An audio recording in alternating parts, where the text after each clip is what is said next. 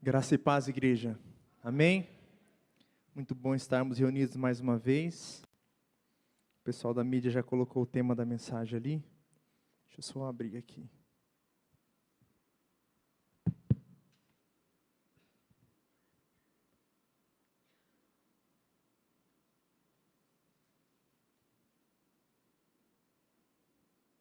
Hoje é um dia especial para nós.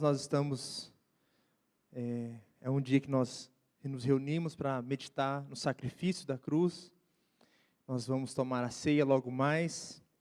E é importante, então, nós meditarmos sobre as marcas do discípulo.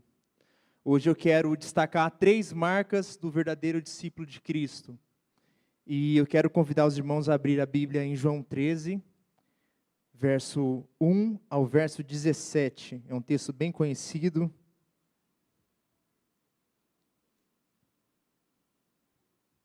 Quero convidar os irmãos também a deixar a Bíblia de vocês aberta. Nós vamos fazer uma leitura durante todo o texto e depois nós estaremos voltando ao texto ao longo da mensagem. O texto diz assim: Antes da festa da Páscoa, sabendo Jesus que era chegada a sua hora de passar deste mundo para o Pai, tendo amado os seus que estavam no mundo, amou-os até o fim. Durante a ceia, tendo já o diabo posto no coração de Judas, filho de Simão Iscariotes, que traísse Jesus, sabendo este que o Pai tinha confiado tudo às suas mãos e que ele tinha vindo de Deus e voltava para Deus, levantou-se da ceia, tirou a vestimenta de cima, pegando uma toalha, cingiu-se com ela. Em seguida, Jesus pôs água numa bacia e começou a lavar os pés dos discípulos e a enxugá-los com a toalha com que estava cingindo. Quando se aproximou de Simão Pedro, este lhe perguntou: Vai lavar os meus pés, Senhor? Jesus respondeu: O que eu faço você não compreende agora, mas vai entender depois. Então Pedro disse: Senhor, nunca lavará os meus pés. Ao que Jesus respondeu: Se eu não lavar, você não terá parte comigo. Então Pedro lhe disse: Senhor, não somente os pés, mas também mãos e a cabeça. Jesus respondeu: Quem já se banhou não precisa lavar nada a não ser os pés, pois quanto ao mais está todo limpo, e vocês estão limpos, mas não todos. Pois ele sabia quem era o traidor. Foi por isso que disse: Nem todos estão limpos. Depois de ter lavado os pés, Jesus pôs de novo as suas vestimentas e, voltando à mesa, perguntou-lhes: Vocês compreendem o que eu lhes fiz? Vocês me chamam de mestre e de senhor e fazem bem, porque eu sou. Ora, se eu, sendo senhor e mestre, lavei os pés de vocês, também vocês devem lavar os pés uns dos outros. Porque eu lhes dei o exemplo, para que, como eu fiz, vocês façam também. Em verdade lhes digo que o servo não é maior do que o seu senhor, nem o enviado é maior do que aquele que o enviou. Se vocês sabem essas coisas, bem-aventurados serão se as praticarem. Vamos orar? Deus Pai, nós estamos diante da Tua palavra neste momento, e nós pedimos, ó Deus, que o Teu Espírito Santo ilumine, ó Deus, as nossas mentes, o nosso coração, para receber a Tua palavra, ó Pai. Guia, ó Pai, neste momento, em nome de Jesus. Amém. Amém.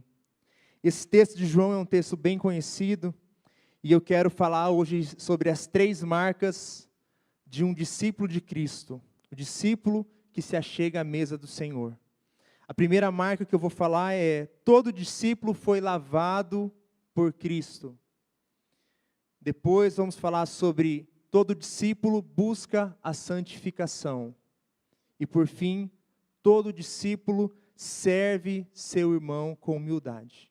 Vamos estar lendo o texto e vamos estar meditando sobre esses 3 pontos. Nós estamos, como igreja, no processo de leitura do Novo Testamento e nós terminamos recentemente o livro de João. Se você se atentou, você percebeu que o livro de João ele não trata de vários pontos que Mateus, Marcos e Lucas retrata. Nós chamamos os 3 primeiros evangelhos de evangelhos sinóticos, devido às suas similaridades que eles têm, tanto de narrativa quanto de ordem cronológica. Entretanto, João é um livro um pouco diferente. Os estudiosos que pegam os manuscritos antigos e vão fazer a datação, eles entendem que o livro de João foi escrito entre 90 e 100 anos depois de Cristo. O evangelho de João ele foi o último evangelho a ser escrito. E o que é consenso dos estudiosos do Novo Testamento é que João provavelmente já conhecia Mateus, Marcos e Lucas, que eram livros que já estavam circulando entre as igrejas. Então, quando ele vai escrever o seu livro, ele já escreve uma narrativa como se ele fosse pensar, bom, eu vou citar isso aqui, porque isso aqui os outros evangelhos não mostraram. E ele tem o intuito de fazer isso. O intuito do livro de João está escrito em João 20, versículo 30 e versículo 31. O propósito de João escrever um evangelho vamos projetar? João 20, versículo 30 e 31. Vamos ler aqui.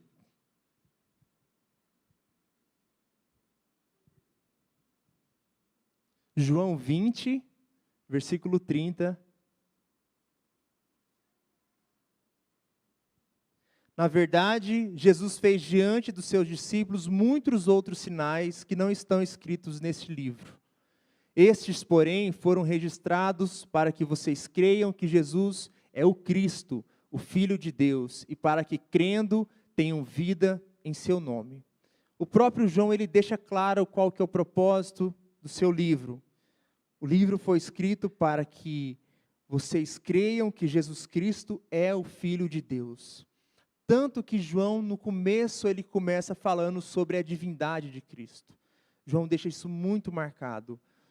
Jesus é aquele que está desde o princípio, João 1. João ele tem um intuito muito claro, ele quer mostrar a divindade de Cristo.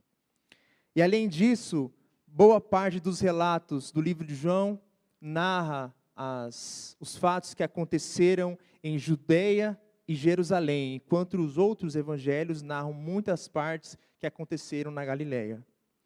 Isso é interessante porque o texto que nós acabamos de ler em João 13, só tem no livro de João. Não tem nem outra narrativa onde nós vemos Jesus lavando os pés dos seus discípulos. E esse texto é consenso, ou pelo menos a maioria dos comentadores entendem que é o momento da ceia, porque logo depois, João, a partir do verso 17, vai falar sobre Pedro. Jesus prediz a Pedro que ele o negaria. Então, o evangelho de João, ele não narra necessariamente a distribuição dos pães, mas é consenso. Em algumas traduções ainda fala, na minha que eu estou utilizando aqui, fala que, e acabada a ceia, ou seja, logo depois da ceia, Jesus ele lava os pés dos discípulos. Então, o evangelho de João é como se ele estivesse dizendo assim, olha, eu vou narrar uma coisa aqui para vocês que os outros evangelhos ainda não falaram. Então, ele nem entra no Jesus partindo o pão, ele vai direto para o lava-pés. E é interessante que se você continuar a ler o livro de João, do verso 13 do capítulo 13 ao capítulo 17, são 5 capítulos que só tem no livro de João. É a oração de Jesus, é a parábola, Jesus falando sobre a videira, nós só temos no livro de João. Então, João ele tem um foco muito específico ao nos contar essa história sobre lava-pés. Primeira coisa, versículo 1, se vocês quiserem projetar, João 13, versículo 1.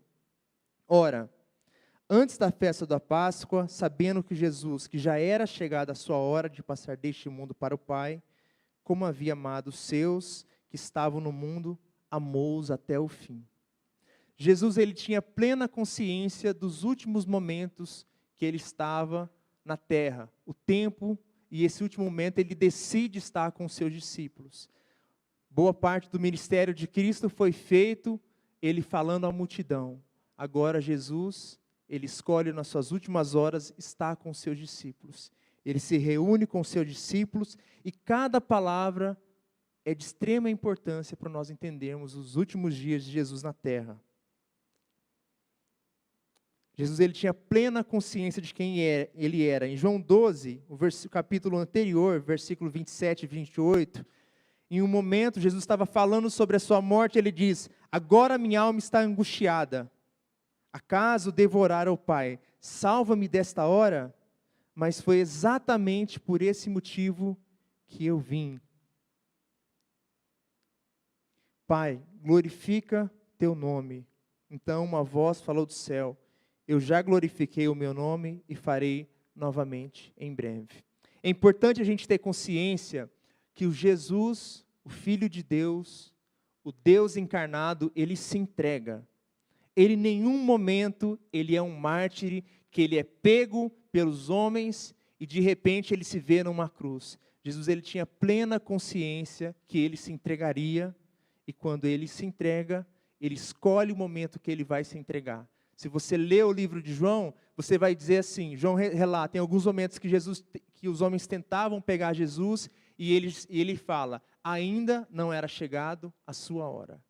Jesus estava em pleno controle de toda a situação. Jesus ele não é pego de surpresa, ele mesmo se entrega. Ele sabendo, então, que era chegada a sua hora, o texto diz que Jesus amou aqueles que o Pai havia te dado. É interessante nós pensarmos que Jesus ele logo vai para a cruz, e quando ele vai para a cruz, ele se vê diante de um traidor, que o entrega, do discípulo que disse que morreria por ele, mas ele o nega, e os outros discípulos simplesmente fogem de medo. Mas a Bíblia diz que Jesus amou até o fim.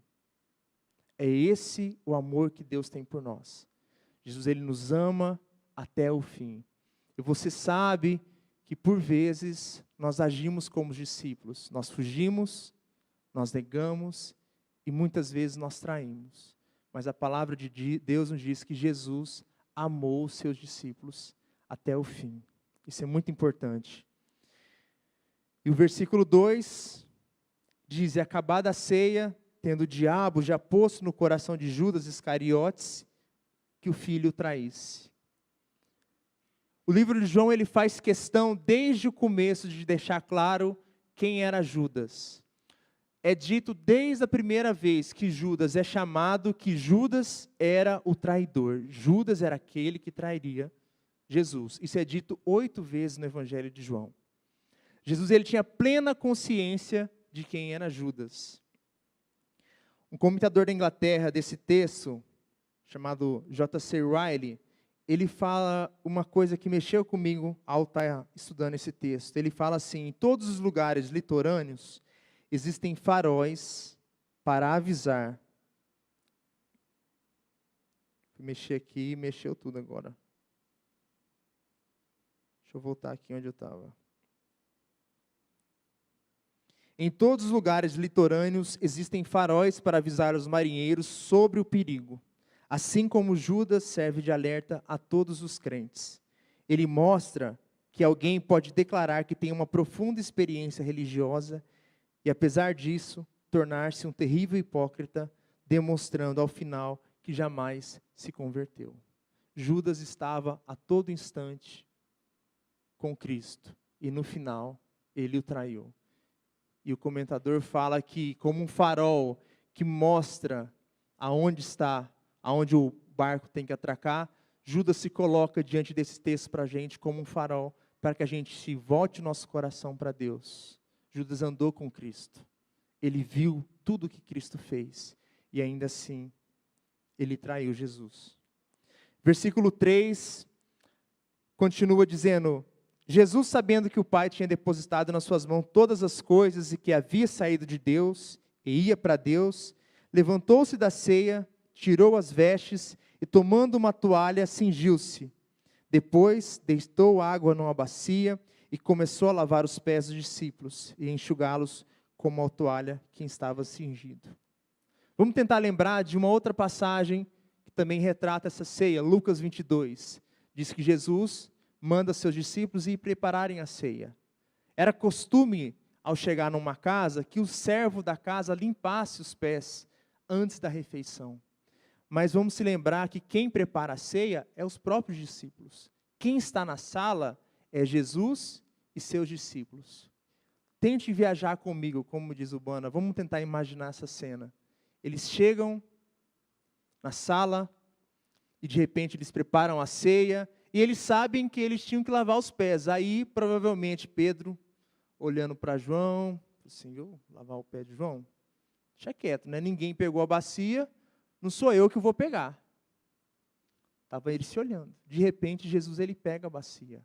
Ele tira sua capa de mestre, ele coloca a roupa de servo e ele começa a lavar os pés dos seus discípulos. Imagine o constrangimento. Provavelmente, Pedro lavaria os pés de Jesus. Talvez João lavaria os pés de Jesus. Mas será que João lavaria os pés de Pedro? Ou de Tiago? Este é o ponto. E Cristo nos dá uma grande lição nesse texto. E é engraçado a forma que João escreve esse texto. Ele diz assim no verso 3. Jesus, sabendo que o Pai tinha depositado em suas mãos todas as coisas, e que havia saído de Deus, ele ia para Deus. Jesus ele tinha consciência de quem ele era, ele tinha consciência daquilo que ele estava fazendo, ele sabia que ele morreria e que logo ele estaria com o Pai. Na minha Bíblia, algumas versões, versículo 5 começa com assim. Ou seja, ele sabia quem ele era, ele sabia tudo o que ele iria ganhar daqui a pouco estando com Deus. E o que ele faz? Ele poderia falar assim, Pedro, lava os nossos pés, por favor. Ou João, lava os nossos pés. Mas não. O Rei Todo-Poderoso, Criador dos céus e da terra, tira sua capa de mestre, coloca a roupa de servo e começa a lavar os pés dos seus discípulos. O Rei que se tornou um servo. O Criador de tudo, que se encarnou como homem, e agora ele vem servir homens pecadores, homens que o trairia, e homens que fugiria logo depois que Jesus fosse pego. Esse é o Deus que nós adoramos. Você pode glorificar a Deus por isso? Nós vivemos diante dessa cena. E é interessante a gente pensar que essa é a mesma narrativa da ceia, porque em Lucas 22, o Evangelho de Lucas conta, a partir do verso 24, não sei se vocês se lembram, Jesus parte o pão e de repente Jesus fala quem iria negar. Aí o texto de Lucas fala assim, e depois começaram a discutir entre si. Houve também entre eles uma discussão sobre qual deles parecia ser o maior. Pode continuar. Mas Jesus lhe disse, os reis dos povos dominam sobre eles, e os que exercem autoridade são chamados de benfeitores. Mas vocês não são assim, pelo contrário. O maior entre vocês seja como o menor, e aquele que dirige seja como o que serve. Pois qual é maior? Aquele que está à mesa ou aquele que serve? Não é verdade que aquele que está à mesa?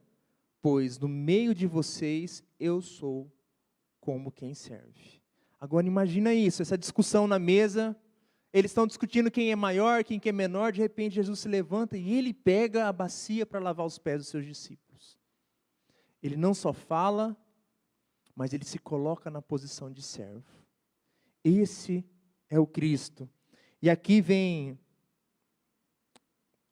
os 3 pontos onde eu quero continuar meditando com os irmãos. A partir do versículo 6, narra quando Jesus começa a lavar os pés de Pedro. Então, quando Jesus chegou a Simão Pedro, este lhe disse, Senhor, vai lavar os meus pés? Jesus respondeu, o que eu faço você não compreende agora, mas vai entender depois. Então Pedro disse, Senhor, nunca lavarás os meus pés. Ao que Jesus respondeu, se eu não lavar, você não terá parte comigo. Então Pedro lhe pediu, Senhor, não somente os pés, mas também mãos e a cabeça. Jesus respondeu, quem já se banhou não precisa lavar nada, a não ser os pés, pois quanto mais está todo limpo, e vocês estão limpos, mas não todos. Jesus, ele tem uma narrativa muito interessante aqui que o João narra para nós. Quando Pedro vê Jesus lavando os pés dos seus discípulos, ele não entendeu o que Jesus estava fazendo. Ele falou: não, Jesus, como assim o Senhor vai lavar os meus pés? Sou eu que devo morrer pelo Senhor. Como o Senhor vai lavar os meus pés? E Jesus disse para ele: você não entende o que eu estou fazendo agora. Pedro estava vendo apenas o que estava acontecendo diante dos seus olhos. Ele não tinha entendido o que realmente Jesus estava ensinando para os seus discípulos.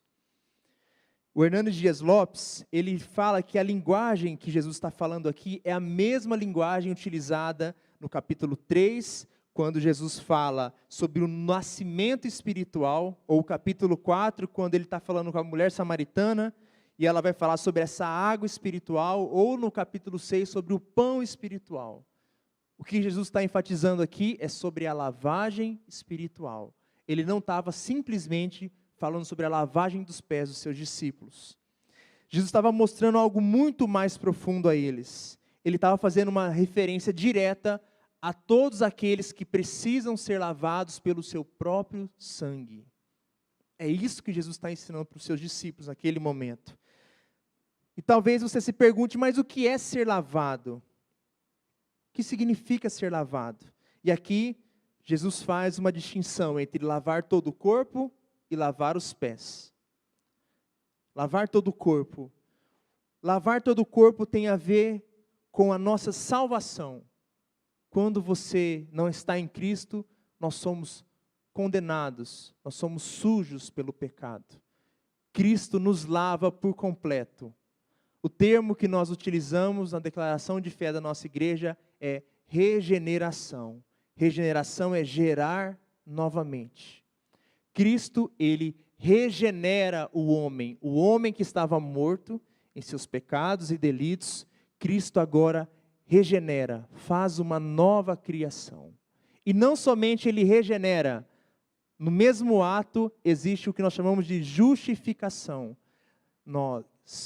Deus imputa aquilo que Cristo fez em nosso favor, e agora nós somos considerados justos diante de Deus pelos méritos de Cristo.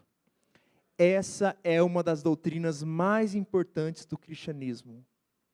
Nós somos salvos pela graça, mediante a fé no Cristo Jesus. Graça é favor imerecido. Nós não merecíamos ser salvos. Nós não temos méritos por ser salvo. E é engraçado isso porque nós vivemos em uma sociedade do desempenho. Você faz por merecer. Você ganha de acordo com o tanto que você trabalha. Você já ouviu aquela frase? Águia, eu vi esses dias no Instagram. Águia anda com águia. Águia anda com águia. Será mesmo, irmão? Jesus estava andando com quem? Jesus estava andando com quem? Com pecadores. Nós não temos mérito nenhum. Ser salvo pela graça é desistir dos seus méritos e da sua justiça e se achegar a Deus com suas mãos vazias e falar: Deus, eu não tenho nada para te oferecer, mas eu confio naquilo que o seu Filho Jesus fez na cruz em meu favor. Se chegar à mesa de Deus, não é chegar à mesa de Deus dizendo assim: Jesus, essa semana eu não fiz nada de errado. Se chegar na mesa de Deus, é reconhecer que você e eu, como pecador, não temos nada que oferecer a Cristo. E nós nos achegamos à mesa de Deus simplesmente porque nós confiamos naquilo que Cristo fez por nós. Não é pelo seu mérito, não é pelo tempo que você lê a Bíblia, não é pelo tempo que você passa orando, isso é importante. Mas nós só nos achegamos aqui porque Cristo morreu por nós. A gente tem que entender isso, irmão. Nós temos que entender isso. Se nós não entendermos isso, nós não entendemos ainda o cristianismo. Isso é graça de Deus. Graça manifesta na cruz por pecadores que tentaram viver a sua vida sem o Deus que criou todas as coisas. Nós acreditamos que o homem que peca, ele se rebelou contra Deus e agora ele quer viver a vida por si mesmo. Nós somos como crianças que acham meu filho hoje para se arrumar para a igreja. Ele está naquela fase que ele quer fazer as coisas. Aí ele queria abotoar o botão da calça. Ele deitou, ficou quase 15 minutos e falou assim: eu vou fazer, papai, eu vou fazer, eu sei. Nós somos como crianças que dizemos para Deus: eu sei, eu quero saber por mim o que é certo e o que é errado. Se você é pai, você sabe. Se você deixar o seu filho de 4 anos fazer o que ele quer, ele pode daqui a pouco pegar um fiozinho de escapado e colocar numa tomada e tomar um choque. Foi isso que nós fizemos. O salmista, capítulo 5, Salmo 51, versículo 5, diz assim: pois eu sou pecador desde que nasci, e em pecado minha mãe me concebeu. Essa é a nossa situação diante de Deus. Nós nascemos em pecado. Provavelmente você, se parar para pensar, por mais pessoa, gente boa que você seja, eu tenho certeza que em algum momento a sua consciência te julgou e você sabe que você fez algo que no fundo você não aprova. Isso é a consciência do Espírito Santo de Deus em nós. O papel do Espírito Santo, ele vem para convencer o homem do pecado e da justiça de Deus. O Espírito Santo agindo em nós. O que Cristo está nos ensinando nesse texto é que nós precisamos ser lavados por Ele. Ser lavado por Cristo é o seguinte: é o grande rei, que de repente coloca a roupa de servo e você com seus pés sujos, e você todo constrangido e fala assim: eu preciso ser lavado pelo Senhor, porque eu não consigo me lavar. O pecado fala da incapacidade do homem de viver de acordo com a sua própria consciência e de acordo com a palavra de Deus. Eu tenho certeza, irmão, que todo mundo aqui sabe que você gostaria de fazer algumas coisas e de repente você se vê caindo. Talvez seja fazer um regime. Talvez seja deixar de gastar tempo nas redes sociais. A nossa razão sabe, mas parece que a gente não consegue fazer. Isso é a marca do pecado em cada um de nós. E isso aponta para a necessidade que nós temos de ser lavados pelo sangue de Cristo. Amém, igreja? Estão comigo? Amém? Nós nos achegamos à mesa de Cristo, não por nossos méritos, mas pelos méritos daquilo que Cristo fez. Nós dizemos que é graça, mas custou muito caro. É graça para nós, mas para Cristo custou a sua própria vida. Custou Ele deixar o seu trono e Ele se encarnar como um homem.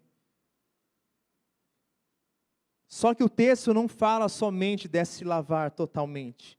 Jesus estava lavando os pés. E quando Pedro diz para ele: não, Jesus, lava-me por inteiro. Jesus fala uma coisa interessante. Ele fala: não, quem já está limpo só precisa lavar os pés. O que Jesus quer dizer com isso? Lavar os pés não quer dizer que nós vamos perder a nossa salvação quando a gente falha. Nós cremos que o mesmo Deus que nos salva, nos sustenta até o final. O comentarista Bruce, falando sobre esse texto, ele diz que o banho é uma referência ao cancelamento inicial do pecado e à purificação da culpa, que é recebida na regeneração, quando Cristo nos faz novas criaturas. Enquanto que a repetida lavagem dos pés corresponde à remoção regular da impureza incidental da consciência por meio da confissão de pecados e de uma vida de acordo com a sua palavra. Primeira marca de um discípulo é que ele foi lavado pelo sangue de Cristo. E a segunda marca é que ele busca a santificação. Lavar os pés tem a ver com a nossa santificação. O processo da salvação, nós entendemos que se dá em 4 pontos. A regeneração, quando Cristo nos faz novas criaturas. A justificação, quando aquilo que Cristo fez na cruz é imputado a nós. e agora nós chegamos diante de Deus, não pelos nossos méritos, mas pelos méritos daquilo que Cristo fez por nós, e depois nós estamos no processo da santificação. Só que é interessante que Jesus não nos deixa sozinhos no processo da santificação. Ele não falou assim, agora que você foi regenerado, vive a sua vida. Quantos aqui, como nós, fomos regenerados, e se você olhar para a sua semana, você fala assim, eu não queria ter feito isso que eu fiz, e você falhou, você ainda pecou, você ainda continua lutando contra o pecado dia após dia. Nós lutamos, nós estamos no processo da santificação. Lavar os pés faz referência a essa nova caminhada. Nós vivemos a tensão entre já sermos salvos e ainda nós estamos passando pelo processo da santificação. Isso só vai acabar quando Cristo voltar, ou se você morrer e Cristo voltar e você for glorificado. Enquanto nós estivermos nessa terra, nós estaremos ainda passando pelo processo da santificação. Você ainda vai estar lutando contra o pecado. O seu velho homem, tem uma frase famosa, não sei se é atribuída a Charles Spurgeon, que ele fala assim, que eu achei que quando eu estava no batismo, o velho homem tinha morrido, mas eu descobri que não vou falar a palavra que ele fala, sabia nadar. E a gente luta contra o velho homem, a velha natureza. É dia após dia. Na nossa declaração de fé, diz que a santificação é o processo que leva o homem à realização dos propósitos de Deus para a sua vida e habilita a progredir em uma busca da perfeição moral e espiritual de Jesus Cristo, mediante a presença e o poder do Espírito Santo que nele habita. A santificação é aquilo que nos habilita a progredir em direção ao nosso maior exemplo, Jesus Cristo. E ela ocorre na medida da dedicação do crente, manifesta através de um caráter marcado pela presença e pelo fruto do Espírito, bem como uma vida de testemunho fiel e serviço consagrado a Deus e ao próximo. É o processo que nós estamos vivendo. A marca do discípulo, além de ser lavado por Cristo, ele busca a santificação. Ele busca a cada dia estar mais próximo de Jesus, a cada dia ser mais semelhante ao seu Salvador. Então esse texto nos lembra que nós precisamos ser purificados por Cristo todos os dias. O processo de santificação só vai terminar quando nós formos glorificados. Então quando nós estivermos aqui em carne, nós precisamos se voltar para a palavra, precisamos ouvir, precisamos adorar, precisamos estar em comunhão com a igreja, que tudo isso faz parte do processo de santificação. É isso que Deus quer de nós. Pessoas que busquem a santificação, que lavem os seus pés. Todos os dias que estão diante de Deus se arrependendo pelas suas falhas, para que a cada dia nós nos tornemos mais semelhantes a Cristo. Só que uma coisa interessante é pensar que Cristo não nos deixa sozinho. É o próprio Jesus que continua lavando os seus pés, irmãos.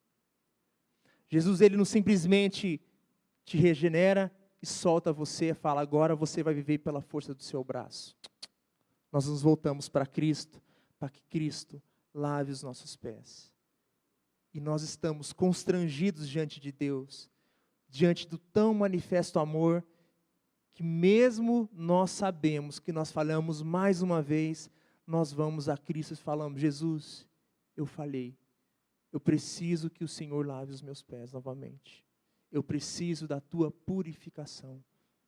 A marca de um discípulo é aquele que busca a santificação.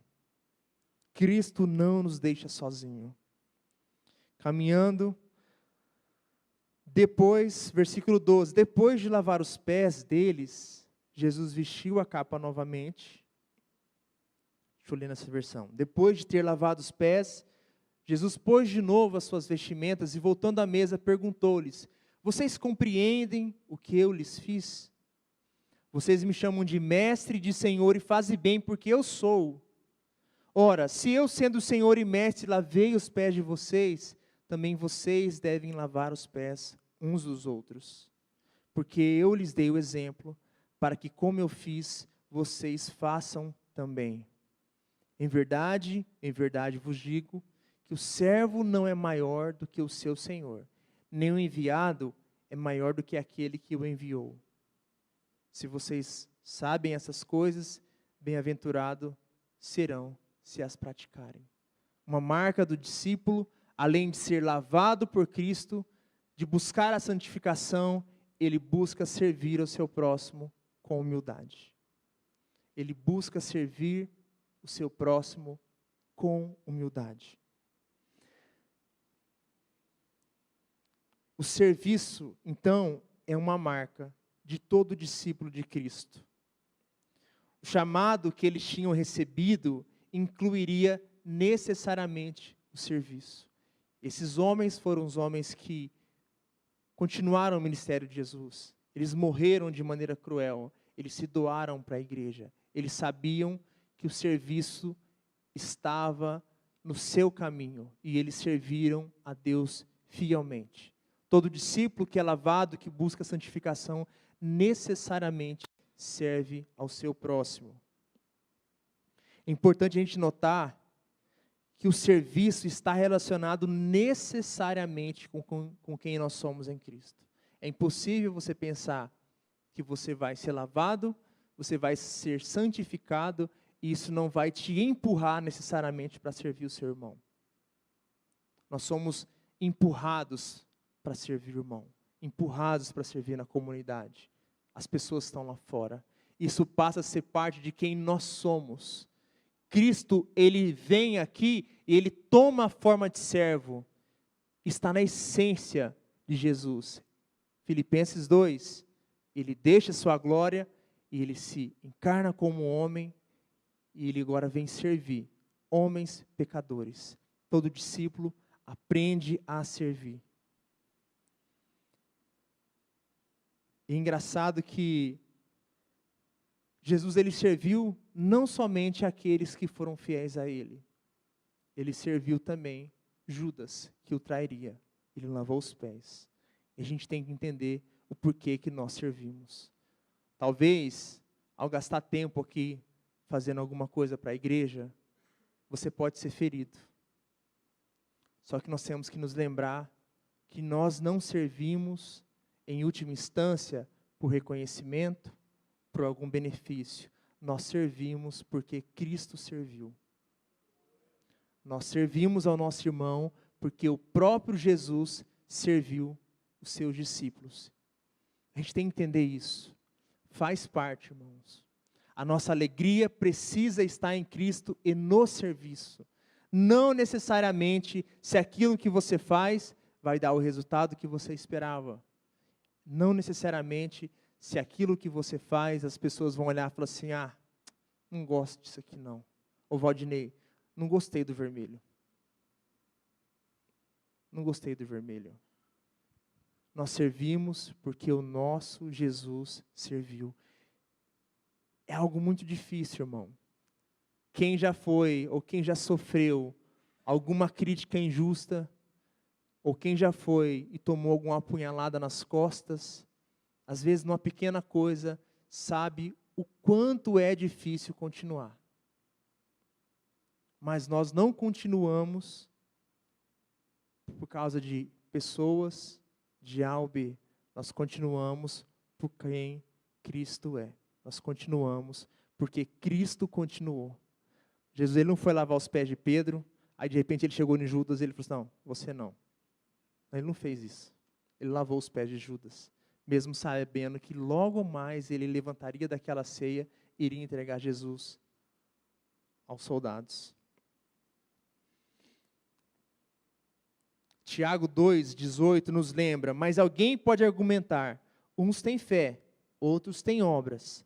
Mostre-me sua fé sem obras e eu, pelas minhas obras, lhe mostrarei a minha fé. É impossível falar em cristianismo sem falar de serviço. Jesus, ele foi o servo por excelência e ele serviu até a morte. É interessante, João narra essa parte quando Jesus está na cruz, já tinha apanhado, já tinha perto de morrer. O que ele faz? Não sei se vocês se lembram, ele vira para a mulher, para a mãe dele e fala: mulher, eis aí o seu filho, filho, eis aí a sua mãe. No momento de maior dor, que ele poderia pensar em si mesmo, ele olha para aquela mãe, que estava com o coração partido, perdendo o seu filho, e ele se preocupa com ela e dá a missão de João cuidar da sua mãe. Olha isso, irmãos. Jesus é o servo por excelência. Jesus é o servo por excelência. Entretanto, nós temos que saber que não basta apenas servir. Se você quiser mudar uma atitude e você querer ser bem visto pela sociedade, você consegue fazer isso. Basta você, às vezes, sei lá, comprar um curso de mudança de hábitos. Você agora vai fazer alguma coisa, ou o que o pessoal hoje chama de media training. Você vai lá na rede, fala alguma coisa bonita, fala que você agora está se importando com as pessoas mais vulneráveis da sociedade, e você vai ser bem reconhecido por isso. Nem sempre o serviço caracteriza que a pessoa é um servo. Eu posso servir no intuito de ser reconhecido. Eu posso fazer de algo que o próprio Cristo estabeleceu, não pelo motivo correto. E a gente tem que entender que o cristianismo não tem a ver apenas com as coisas que nós fazemos. Tem a ver também com o porquê que nós fazemos essas coisas. Vamos lembrar de um texto? Mateus 6, versículo 1 ao versículo 4. Mateus 6, versículo 1 ao versículo 4.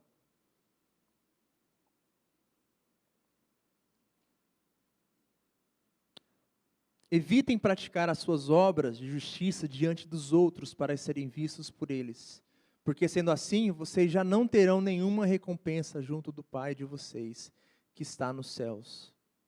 Quando, pois, vocês derem esmolas, não fiquem tocando trombetas nas sinagogas e nas ruas, como fazem os hipócritas, para serem elogiados pelos outros. Em verdade lhes digo que eles já receberam a sua recompensa. Mas ao dar esmolas, que a sua mão esquerda ignore o que a mão direita está fazendo, para que a sua esmola fique em secreto, e o seu Pai, que vê em secreto, lhe dará a recompensa. Não adianta a gente servir se nós queremos utilizar do serviço para o reconhecimento. Isso não glorifica a Deus. Deus nos muda, mas Ele nos muda de dentro para fora.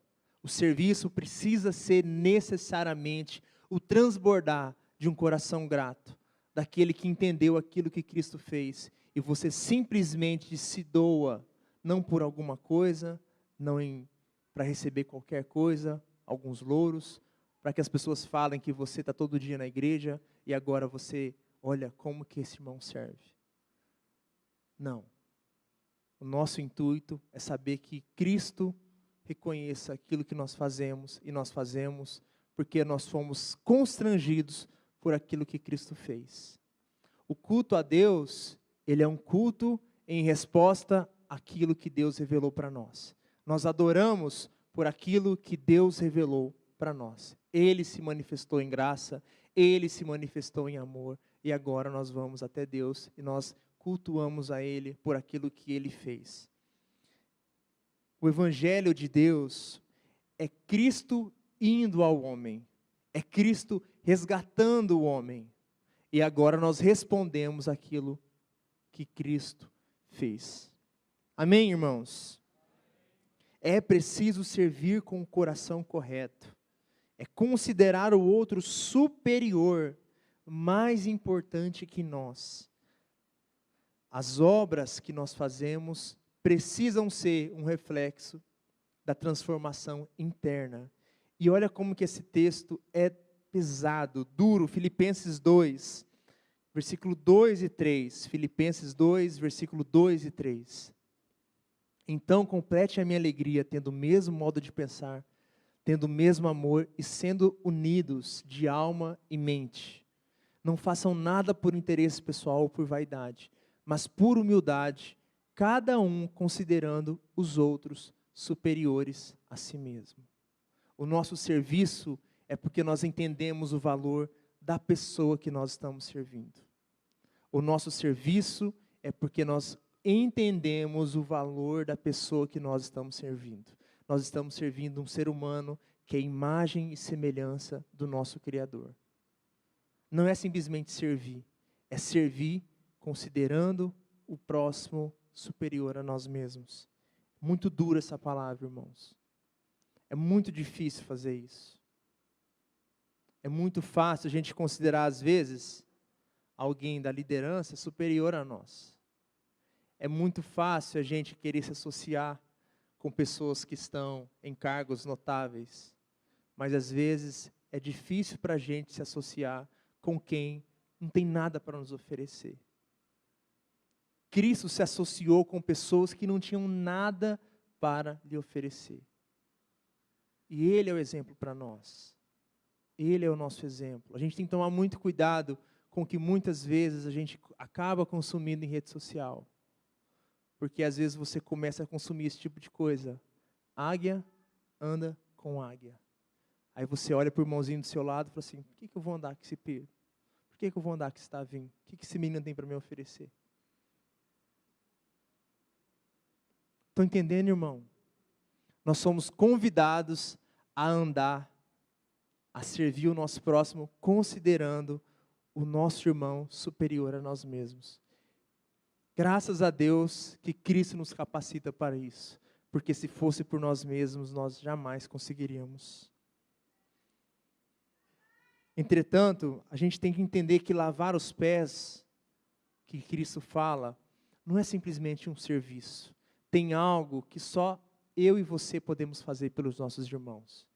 Você pode orar por ele, você pode exortar ele, você pode ajudar esse irmão a andar no caminho correto.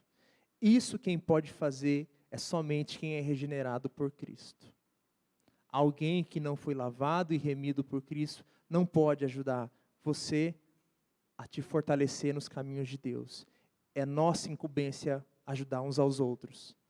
Eu preciso que você me ajude da mesma forma que eu vou ajudar você. Nós vamos lavar os pés não simplesmente como um serviço material ou físico, mas nós podemos ajudar espiritualmente os nossos irmãos, seja em oração, seja exortando.